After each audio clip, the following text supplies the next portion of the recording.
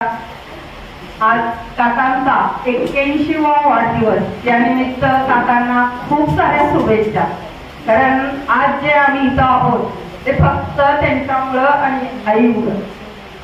बाप म्हणजे आयुष्याचं माप असतं, बाप म्हणजे पाठीवरची थाप असते, बाप म्हणजे ध्येयाच्या शिखरावर चढणारी शिडी असते, बाप म्हणजे संकटातून पार करणारी होडी असते, बाप म्हणजे धाक असतो असं म्हणतात, पण आमचं तसं नाहीये। आम्हाला कधीही बापाचा धाक नव्हताच, पण आदरायुक्त भीती मात्र नेहमी होती। कधी रागवले आमच्यावर असं कधी झालंच नाही। आम्हाला धाक होता तो आमच्या आईचा। कुठलीही गोष्ट, शाळेत एखादी वही संपली, पेन संपला तर आम्ही आईला कधी मागत नव्हतो, तर त्याचा हिशोब द्यावा लागायचा ना। पण मग हळूच काकांच्या मागणं हवं जायचं आणि माझी वही संपले, माझा पेन संपलाय, हा देतो, त्यांच्याकडे कधी पैसे नसले तर उद्या देतो, पण नाही हा शब्द कधीच आला नाही। आम्हीच नाही, आम्ही बहिणी भावांना त्यांच्याकडे बाहेर जाऊन मागत होतो। एवढंच नाही, पण आमच्या मोठ्या बहिणीची मुलगी सोनू, ती सुद्धा कधी आजीकडे मागितलं काकांच्याकडे, कारण हा मायेचा झाडा हा कधी न संपणार आहे। खर तर त्यांच्याबरोबर बोलताना शब्द अपुरे पडतील असं वाटतं। कारण मी म्हणजे माझ्या एका तरी मुलीनं नोकरी करावी किंवा स्वतःच्या पायावर करावं हे आईचं स्वप्न, पण ते पूर्ण करण्यासाठी काका खूप धडपडले। आमच्याकडे गाडी नव्हती, मला संध्याकाळी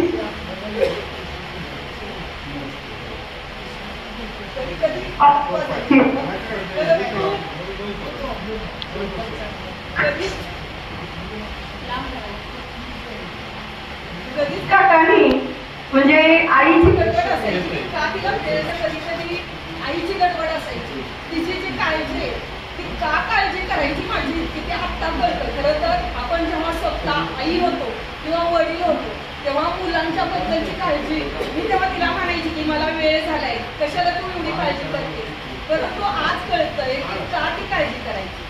बऱ्याच वेळा सकाळचं मला 6ला निघावं लागायचं सकाळच्या शाळेला, कारण वाहनं नव्हती, आमच्याकडे वाहनच नव्हतं। काकांना काही गाडी घ्यायचा प्रश्नच नव्हता, कारण राजू लहान होता आणि त्यामुळं बऱ्याच वेळा जे उसाचे ट्रॅक्टर जायचे त्या ट्रॅक्टरच्या ट्रॉलीमध्ये बसून उभा राहून आम्ही दोघे, म्हणजे थंडीच्या दिवसात सकाळचा अंधार असायचा, एकटी जाणं मी शक्य नव्हतं आणि अशा वेळेला म्हणजे मला कंटाळा आलाय असं कधीच नाही। म्हणजे कुठल्याच म्हणजे माझ्या बाबतीतच नव्हे, सगळ्याच आमच्या बहिणी भावंडांच्या बाबतीत मी नेहमी ठामपणे उभं राहील। कधी सांगितलं की संकटाला पार करणारी होडी खरंच ती आमची होडी आणि त्याला साथ देणारी आमची आई। म्हणजे देवानं परत विचारलं की तुला कुठली आई म्हणजे आवडती, तर मी खरं सांगेन की आई आणि काका तेच माझी जन्मोजन्मी आई वडील। थोडीशी भावनिक आहे त्यामुळं, पण तुम्ही सगळे खरं तर आजच्या तरुण पिढीला म्हातारी माणसं जास्त आवडत नाही, तुम्हाला काय कळतंय, परंतु तुमचा जर सगळा ग्रुप बघितला तर तरुण आणि वृद्ध यांचा आहे, मला खूप छान वाटतं। म्हणजे त्यांचे विचार तरुण पिढी सुद्धा ऐकते आणि तरुणांना सुद्धा विचार आवडते, नाही तर तुम्हाला काय कळतं असं म्हणणारी बरीच, परंतु ते काकांचे जे मित्र आहेत ते सगळाच ग्रुप, म्हणजे आम्ही पण लहानपणापासून यांना बघितलंय, SK दादा, भास्कर तात्या। म्हणजे खरं तर मी जेव्हा विलास काकांना फोन केला, जेव्हा म्हणले बाळा बोल असं म्हटल्यानंतरच इतकंही झालं।